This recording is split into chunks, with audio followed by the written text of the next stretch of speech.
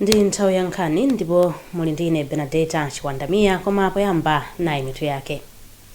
Amalawi oposa 3000 ku South Africa akufuna kubwerera kwawo. Ndipo bungwe la HRDC likufuna ripoti lokhudza malonda a malilisi lituluke mwachangu. Isaac Salima akufotokoza mmene ulendo wa sitima yapamtunda umakhalira.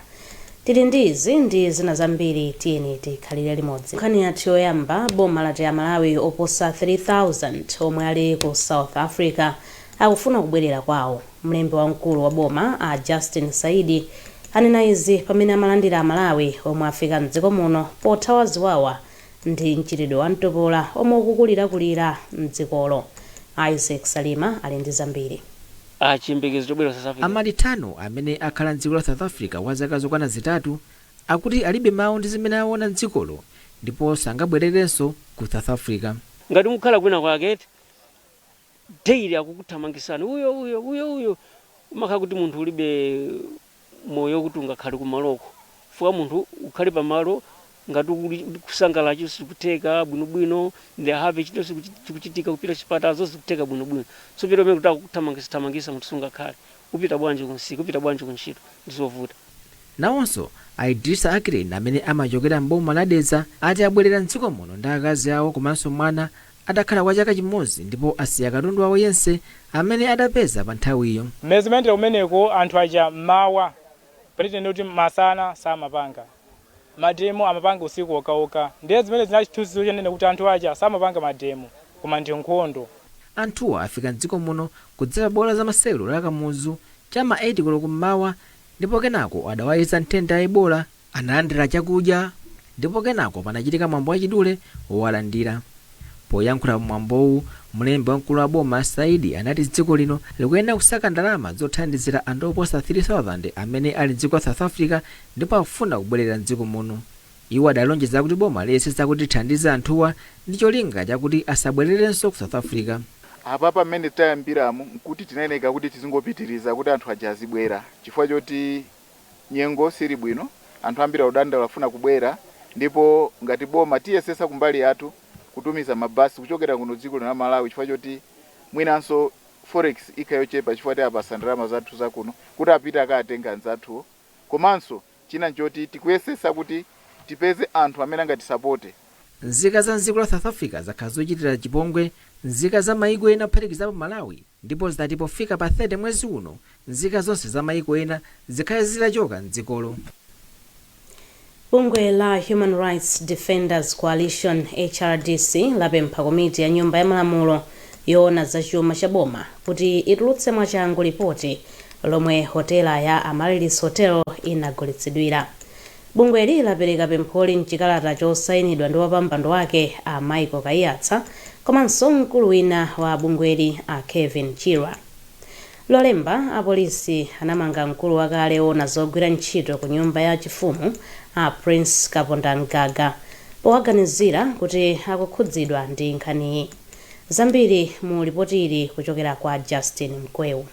Bungwe loyang'anira ndalama za anthu opuma pa ntchito la Public Service Pension Trust Fund PSPTF lili pa ndondomeko yogula hotela ya Amaryllis mu mzinda wa Blantyre. Komabe malondawa abweresa mkangano kuphatikizapo kumangidwa kwa omwe anali Chief of Staff ku State House Prince Kaponda Mgaga lolemba lino chifukwa chomuganizira kuti akukhuzidwa ndi nkhaniyi.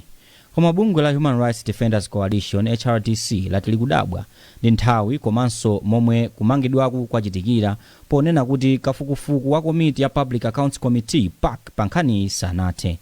HRDC yatinso pali nkhawa kuti chilungamo chikhoza kusagwira ntchito mofanana, ponena kuti anthu omwe akumangidwa ndi amboma lapitali pomwe ndondomeko ya malondawa yapitirirabe ngakhale mboma lomwe lilipo panopa. Wapampando wa HRDC Michael Kayatsa ali ndi pempho kwa PAC, Malawi Police Service ndi onse okhuzidwa ndi malondawa. Pakufunika kuti komiti ya parliament achite machawi kutulutsa ripoti kuti Amalawi kale ndi mwayi woiona komanso kuona kuti kodi anapeza zotani ndi kukhuzidwa komanso kodi zitsogozo apereka kodi ndi zotani. pakufunikanso kuti apolisi kumbali yawo agwire ntchito yawo motsata malamulo, mosakondera, mosaona nkhope kapena chipani chimene munthu akuchokera. Nkhani iyi ndi nkhani yokhudza Malawi, chuma cha Malawi amene akhala kusonkha ndalama za pension. So pakufunika ndithu kuti pakhale kuchita chilungamo, komanso kuonetsetsa ndithu kuti palibe uyo amene akutangata akukondweredwa kapena kutetezedwa. Aliyense akukhudzidwa ndithu akumane ndi lamulo. Wapampando wa park Steve Baba Malondera sanapezeke kuti ayankhepo pa nkhaniyi, pomwe mneneri wa polisi mdziko muno Layo Chimtembo wati sangayankhepo pa nkhaniyi. Zikalata zomwe zili poyera zikuonesa kuti hotela ya Amaryllis ikuyerekezedwa kukhala ya mtengo wa 128 billion kwacha. Pakadali pano bwalo la milandu la first grade kudowa lalamula kuti akaponda mgaga atulutsidwe mpaka bwalo la milandu lione ngati anamangidwa moyenera. Mu nkhani ina, bwalo lalikulu la milandu la zachuma mu mzinda wa Lilongwe lachotsa chiletso chomwe bungwe loona zakatangale ndi ziphuphu la SCB linapereka ku kampani ya Limbe Leaf Tobacco choletsa kampaniyo kukhudza fodya wa kampani ya Eastbridge.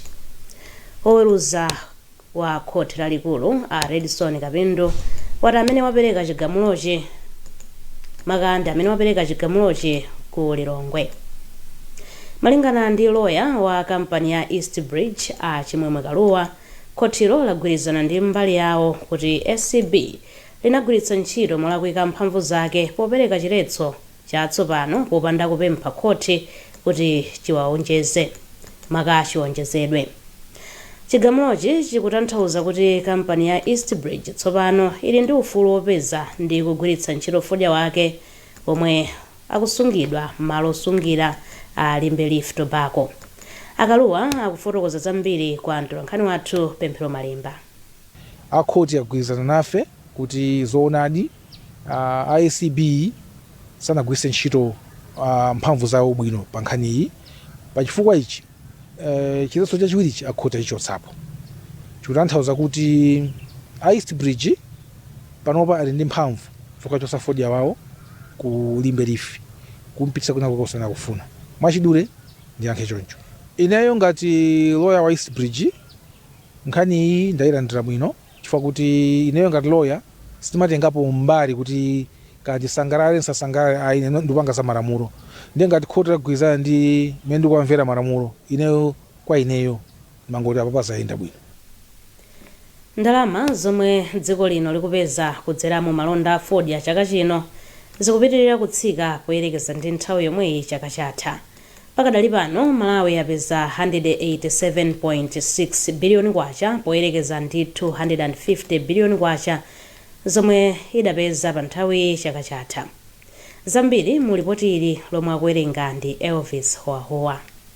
Malinga ndi kalata imene bungwe la Tobacco Commission lemba pofika pa 5 June chaka chino, dziko la Malawi idapeza ndalama zokwana 107 million United States dollars zomwe ndi pafupifupi 187.6 billion kwacha pogulitsa fodya olemera makilogram 51.5 million pa mtengo wachikatikati wa $2.08 pa kilogramu. Ndalamazi ndi zochepa poyerekeza ndi ndalama zokwana 143 million United States dollars kapena kuti zopyola 250.4 billion kwacha zomwe dziko lino linapeza mnyengo ngati yomweyi chaka chatha litagulitsa fodya olemera makilogram 59 million pa mtengo wachikatikati wa $2.43 pa kilogramu. Olankhulira bungweli Ateli Forest Chigwenembe wati kuchepa kwa ndalamazi komanso mlingo wa fodya ogulitsidwa zadza kamba kakuchuluka kwa fodya okanidwa pa msika msabata zoyambirira za msikawu yemwe amafikira 98%. Mabungweli ati pakadali pano vutoli likuchepa ndipo lafika pa 40 ndi 20%. Ife ku Tobacco Commission ndife osangalala kuona kuti chiwerengero cha fodya wa auction amene akukanidwa kumsika chikuchepa. Tikaona masiku yambirira amalonda a fodya pa mabelo 100 aliwonse kumapezeka kuti mabelo apakati pa 80 ndi 98 amakhala akukanidwa osagulidwa. Masiku amene angodutsawa tikutha kuona kuti pa mabelo 100 aliwonse a fodya wa auction ndi mabelo 20 kapena 40 okha amene akukanidwa, kusonyeza kuti fodya wambiri wa auction tsopano akugulidwa. Inde ife cholinga chathu kuona kuti mabelo amene azikhala akubwezedwa osagulidwa akhale ochepa kwambiri, kukafika mwina mabelo 5 pa mabelo 100 aliwonse. Ndi cholinga chathu chimenecho. Komabe ndife osangalala kuti zinthu zayamba kuyenda bwino, ndipo tili ndi chikhulupiriro kuti zinthu ziyenda bwino chomwechi kukafika kumapeto kwa malonda a fodya a chaka chino. Msika wa fodya wa chaka chino anawutsegulira pa 20 April, ndipo dziko la Malawi chaka chino lalima fodya olemera makilogramu 197 million. Mukuonera nkhani mwatsatanetsatane pano pakanema wa TTV Times Television. Tibwerenso ndi nkhani zina zambiri posachedwa apa zikatha izi. Electronic invoicing system is here. Popitirira ndi nkhani zathu. Maulendo a sitima yapamtunda mdziko muno akupitirizabe kuchepa, pomwe pakadali pano sitimayi ikuyenda m'madera ochepa okha. Izi zikuchitika ngakhale kuti ndi njira yotsika mtengo yonyamulira anthu komanso katundu. Mulipoti lathu lapadera, mtolankhani wathu Isaac Salima anakwera sitima yochokera kulimbi kupita ku Balaka ndipo akufotokoza zimene anaona. Sabata yatha tidautengerani mboma la Cholo kuti tikamve mene anthu okhala m'madera ozungulira bomali komanso maboma ena adakhuzidwa malinga ndi kusiya kwa sitima imene yakhala ikuyenda pakati pa madera alimbe komanso nsanje. Ndipo sabata ino tikulowera mboma la Balaka kuchokera kulimbe kumene sitimayi yakhala ikuyenda makamaka pakati pa limbe komanso na Yuji mboma la Majinga. Poyamba pa nkhaniyi tidapempha chilolezo kuchokera kwa akuluakulu a kampani ya Nakala Logistics amene amayang'anira maulendo apanjanja sitima mdziko muno kuti atilole kuti tijambule pa ulendo wathu ochokera kulimbe kukafika ku Balaka. Akuluakuluwa adatikaniza, komabe ife tidapitirira kujambula pa ulendowu. Ulendo wathu udayamba cham'ma 5 koloko mmawa pamene tidapita pamalo okwelera sitima alimbe mu mzinda wa Blantyre. Tidafika pamalowa cham'ma 5:30 mammawa pamene tidapeza anthu ochuluka amene ambiri mwa iwo adagona pamalowa kudikirira kuti adzakwere sitima. Ngakhale anthuwa adadula matisiti awo kuti akakwere sitimayi, koma adadikira kwa mphindi yoposa ola limodzi pamene amadikirira kuti zipata za sitimayi adzisekule kuti iwo akwere. Mmene nthawi imakwana 7:45 mmawa, sitimayi inanyamuka kuchokera palimbe ulendo lowera ku Balaka. Ulendo wa pa sitima kuoneka kuti mdziko muno udakali odalirika kwa anthu amene amaudalira, malinga ndi kuti malo onse amene sitimayi imayima kuti itenge anthu mudali anthu ochuluka kwambiri. Ulendo wa sitima umene umayina okhala ochipa mtengo komanso odalirika kwambiri pa nkhani yonyamula katundu ukuoneka kuti mdziko muno wasala kwa anthu ochepekedwa komanso kwa iwo amene sangakwanisa kugwiritsa ntchito minibasi kapena njira zina zoyendera pa nsewu. Mwachitsanzo chokera kulimbi ukafika ku Balaka, anthu amene akhala kugwiritsa ntchito ulendowu amalipira ndalama yokwana 3,100 kwacha, pamene kugwiritsa ntchito minibasi kapena mayendedwe ena munthu akuyenda kupereka ndalama pafupifupi 20,000 kwacha. Komabe zikuoneka kuti pali zambiri zimene zikuyenera kuchitika mdziko muno pofuna kukuza maulendo apa sitima yapamtunda. Izi ndi malinga ndi kuti maulendo apa sitimawa akuoneka kuti tsopano asiyidwa kwa anthu amene ndi ochepekedwa ndipo amakwera sitimayi mungofuna kupulumutsa ndalama zimene akadagwiritsa ntchito akadakwera minibasi kapena galimoto zina. Mosiyana ndi mayiko ena pamene maulendo apa sitima yapamtunda ndi odalirika kwambiri, mdziko muno kukwera sitima munthu ukuyenera kuzikonzekeresa kuti ulendo ukutenga nthawi yayitali, kutopa komanso kuyenda pang'ono-pang'ono. Izi ndi malinga ndi kuti sitimayi imatenga maola ochuluka, pamene mwachitsanzo ulendo wapakati pa Limbe ndi Balaka umene pogwiritsa ntchito njanji ndi wa makilomita okwana 92 zidatitengera maola okwana 7 kuti tiyende. Tinafika pamalo okwerera komanso kutsikira sitima ya Balaka mmene nthawi imati cham'ma 2 koloko masana. Sitimayi imene imayenda pang'ono-pang'ono idayima malo okwana 21 potenga komanso kusiya anthu komanso kamba kamavuto ena okhuza netiweki. Komabe kwa anthu amene amakwerakwera sitimayi adati pa tsikulo sitimayi idayenda bwino popeza nthawi zambiri imatha kutenga maola okwana 4 ngakhale 10 amene mtunda wapakati pa Limbe komanso Balaka. Ulendo wapa sitima walero ndikhoza nena kuti ndaunjoya kwambiri chifukwa nena kuti lero sitima yayenda kumwa changu onele kuti mwina patali network mavuta chapa nkaya inadzayima. Ndipo kwa anthu ena amene akuyenera kupitirira monga ukafika ku Nayuchi boma la Machinga komanso madera ena mbomali akuyenera kugona pa malowa ndi kudzakweranso mawa popeza sitimayi simapitirira. Ko tatsika mmenemu kusika tatsika umu tigona pompa wina kaya unkati umu mulibe malo tivutika monga mvula mukuyonera.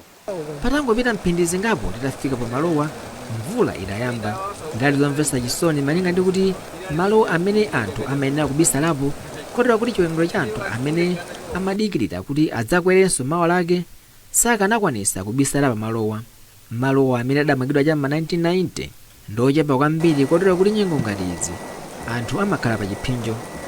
Zichitika munthu Malawi azikhala ndi ufulu ukapameti kuchoka ku nyumba kuti fareka pange business timadalira kuna tikakwera sitima ndi ma transport imene alili business ikhoza kuchita bwino koma tikabwera kuno mafuna zitipanga nkhaza koma munthu azikhala ndi ufulu ngati mmene kakhalira kale. Tidabwereranso pa malowa chamma 8 koloko madzulo kuti tizaone mmene anthu amakhalira makamaka kamadikirira kuti adzakwere sitima mawa lakeli. Zidali zomvetsa chisoni malinga ndi kuti mvulayi idapitirirabe kotero kuti anthuwa amakanganirana kubisala malowa amene ndochepa kwambiri. Ena mwa mayiko amene ndotukuka maulendo a sitima ya pamtunda ndodalirika kwambiri pamene munthu amatenga maola ochepa kwambiri kuyenda mtunda umene ndi wautali kwambiri. Koma ndizosiyana kwambiri mdziko muno pamene ulendo wafupi kwambiri munthu kuyenera kutenga maola ochuluka kwambiri popeza maulendo a sitima mdziko muno adakala chikalekale. Kalekale maulendo a sitima ya pamtunda mdziko muno adali odalirika komanso amafikira madera ambiri pamene sitima inkatha kuchoka kulimbe kupita ku Balaka, Salima, Lilongwe mpaka Njinji. Koma pakadali pano ndizosiyana malinga ndi kuti tikunena pano sitima ya pamtunda mchigawo chakumwera ikuyenda pakati pa Limbe komanso Nayuchi kumene ndi mtunda wa makilomita okwana 197. Mbuyo mwezi ophweka kwa basi timatha umalipirira ana sukulu nkani zake za geni kuno makafika Blantyre wafika ku Lilongwe chifukwa chomakwera sitima kutenga katundu ambiri. Funso kumati kodi dziko lino kuchokera pamene lidapereka maulendo a sitima ya pamtunda kuti aziyendesedwa ndi kampani zina zimene sizaboma ulendo uli pati kodi zinthu zasintha mokomera Malawi? Yankho ndilodziwikiratu malinga ndi kuti zikuoneka kuti dziko lino likubwerera mbuyo pa nkhani za maulendo a sitima ya pamtunda potengeranso ndi mtunda umene pakadali pano sitimazi zikuyenda. Chomvetsa chisoniso nchakuti ulendo wa sitima ya pamtunda ukuoneka kuti wasanduka wa anthu ochepekedwa amene amasankha kugwiritsa ntchito maulendowa osati mwakufuna kwawo kokha komanso malinga ndi mthumba mwawo. Anthu asanu ndi mmodzi apereka kalata zawo zofuna kupikisana nawo pa chisankho chobwereza cha phungu wa Lilongwe City Bwaira constituency chomwe chikuyembekezeka kuchitika pa 30 Juni 2026. Opikisanawa atakukhutitsidwa ndi momwe ntchitoyi yayendera. Ndipo Malawi Electoral Commission MEC yati yakonzeka kuchititsa chisankhochi pa tsiku lomwe lakhazikitsidwa. Clever Mwale ali ndi nkhani yonse. Ntchito yolandira kalatazi idayamba lolemba ndipo omwe apereka kalatazi ndochokera mzipani monga MCP ndi UTM komanso ena woyima pawokha. Mmodzi mwa omwe akudzayimirawa Asandra Kamwendo Ndau omwe ndoyima pawokha ati kupatula moyo wabwino iwo adzalimbikitsa ndi kutukula miyoyo ya amayi ndi achinyamata popititsa patsogolo ntchito za malonda ndi zamanja. Titukula achinyamata plus mavenda azimayiwo so kubwera constituency kuli mavuto ambiri amene azimayi amakumana nawo so kwathandizira mwa mavuto amene kwapatsa mabusiness zochita ndiye kuti anthu apindula kwambiri. Aphunziro Mvula omwenso ndoyima pawokha atadzaonetsetsa kuti akufunsa adindo pofuna kulimbikitsa utsogoleri wabwino ndipo ali ndi cholinga chodzakambirana ndi boma kuti litsitseko msonkho. Anthu ambikizire zabwino parliament yathu ndi yakufa ikufunika ndithu munthu kuti akayipangisa kuti ikhale live. Ndikukhulupirira kuti Amalawi amatha kumonera makalipa Julius Malema amene amapangira ku parliament ya South Africa. Tikusoweka munthu ngati amene ku parliament noti kungopanga phokoso yayi koma someone who knows what he's doing, munthu amene akudziwa chochitika. Ngati pakati panopa Malawi panopa atsamwidwa kwambiri ndi misonkho. Tufuna kunoti ndikapereke private member bill umene koko yokakamiza boma kuti lipange revise VAT, SATAX ndi malevies ena amene atsamwitsa Malawi. Ndipo mmodzi mwa akuluakulu a MEC ku derali Alois Mponda ati ntchito yonse yayenda bwino kuyambira nthawi yowunika ndi kutsimikiza zikalatazi. Zikonzekera za chisankho chobwereza zikuyenda bwino tinayambira dzulo kukonzekera pamene makandidates amabwera amene anayimira chaka chatha pa 16th September 2025 amadzapereka makalata awo osonyeza kuti ayimaso pa by-elections. chisankho chachibwereza chomwe chidzachitike pa 30 June chaka chino chikudza pomwe bwalo la milandu lidalamula kuti chisankho chapatatu cha mchaka cha 2025 sichidayende bwino kuderali. popitirira ndi nkhani zathu, nduna ya maboma ang'ono ndi chitukuko chakumidzi a Ben Phiri atsegula nthambi yowonjezera pa chipatala cha Chinsapo mu mzinda wa Lilongwe. ntchitoyi yomwe yatenga zaka pafupifupi 10 ikuyembekezeka kupititsa patsogolo ntchito za umoyo kwa anthu okhala mderali. zambiri mu ripoti lolembedwa ndi Grace Alinafe Makawa.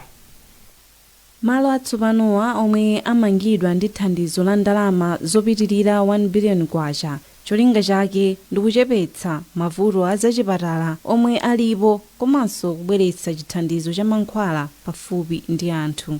polankhula pamwambo wotsegulira chipatalachi, a Phiri adati kuwonjezera chipatalachi kugwirizana ndi zovuta zomwe anthu akhala akukumana nazo kwa nthawi yayitali omwe kale analibe mwayi wopeza chithandizo chapafupi.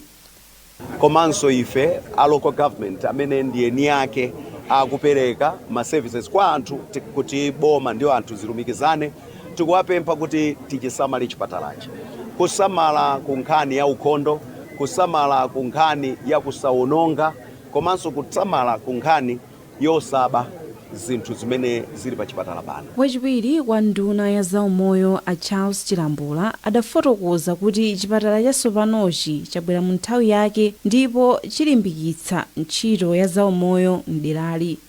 Ife ngati nduna ya zaumoyo tikuchitenga chinthu chapamwamba kwambiri chifukwa service yabwera kufupi ndi anthu, azilandira thandizo mofulumira komanso loyenerera, komanso ndekuti tichepesa pressure muzipatala zina zimene anthu amachoka kunoko kumapita, komanso anthu ene ake wathandizika chifukwa tindeta panga spend ndalama zochuluka pa transport kuti akalandire thandizo lotero. mkulu wa bungwe la AIDS Healthcare Foundation kuno ku Malawi, Triza Hara, wati malowa akuyembekezera kuthandiza anthu oposa 40,000 omwe ali ndi kachirombo ka HIV komanso matenda a AIDS m'boma la Lilongwe. Chinsapo ndi kumalo mmodzi kumene pa chizungu amati hotspot, ndipo chifukwa choona kuti kuli HIV yambiri, chipatala ichi chithandizira kuti anthu abwere azayesetse adziwe ngati ali ndi HIV, komanso ayambitsidwe mankhwala, akhale pa mankhwala, athandizidwe, alandire uphungu oyenerera kuti pamene akulandira chithandizo chawo akhale kuno kuti akuzisamalira moyenerera. katswiri wa zachuma a Marvin Banda komanso womenyera ufulu wa anthu a Michael Kayatsa apempha chilungamo pa ntchito yopereka ngongole za malonda kwa achinyamata, amayi komanso makhansala.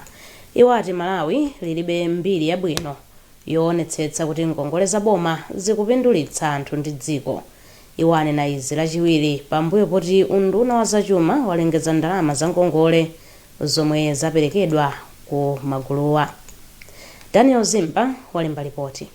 Mundondomeko ya chuma ya chaka chino mpaka chaka cha mawa, boma la Malawi linayika padera ndalama yokwana 22.9 billion kwacha kuti iperekedwe ngati ngongole kwa achinyamata ndi amayi pambali pa thumba la 100 million kwacha la anthuwa kudera lililonse la phungu wa nyumba ya malamulo. Mukalata imene wasayinira ndi mlembi mu ofesi ya msungichuma wa boma a Cliff Chiunda, unduna wa zachuma watsimikiza kuti boma lapereka ndalama ya ngongole za achinyamata, amayi komanso makhansala mdziko muno. Achiunda ati ngongolezi ziyamba kuperekedwa posachedwapa kudzera ku bungwe la Malawi Enterprise Development Fund MEDEF komanso makomiti azachuma m'makhonsolo. Poyankhulapo katswiri pa chuma a Marvin Banda apempha kuti pakhale ndondomeko zokhazikika ndi zokhwima zoonetsetsa kuti ngongolezi zikuperekedwa kwa anthu okhawo amene ali nako kuthekera kodzazibweza.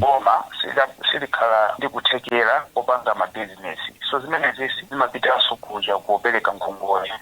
Tikuona pakatipa ma program ambiri inaona kuti ngongole zimenezi anthu akabwereka ena bweza, komanso ngongole zimenezi malo moti zipita kwa anthu ovutika kwambiri zimatengedwa ndi anthu aja ali connected ndi andali. Koma kufunika kupereka ngongole ayi koma yoona business viability kuti kodi anthu amene tikukongolewa azakhala ndi kuthekera. Ndipo amayi kukayiyatsa ndi womenyera ufulu wa anthu mdziko muno. Tikuyenenapo kutenga maphunziro ngati dziko takhala ngongole siyana mbuyomu komano takhala tikuona kuna kuti anthu amene amapindula nthawi zambiri samapindula chifukwa mchitidwe omwewo wosatsata ndondomeko komanso kulolerapo anthu andale.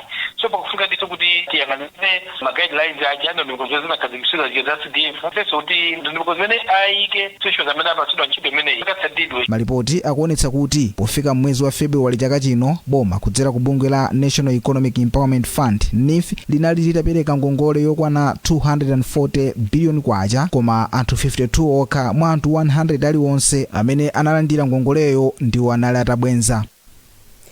Nkhani zathu ndi zomwezi, koma tisanasiyane na insomitu yake. Amalawi oposa 3000 ku South Africa akufuna kubwerera kwawo. HRDC ikufuna ripoti la malonda a amalilisi lituluke mwachangu. Ndipo Isaac Salima akufotokoza mmene ulendo wa sitima yapamtunda umakhalira. Munali ndi ine Benedetta Chiwandamia, madzulo abwino.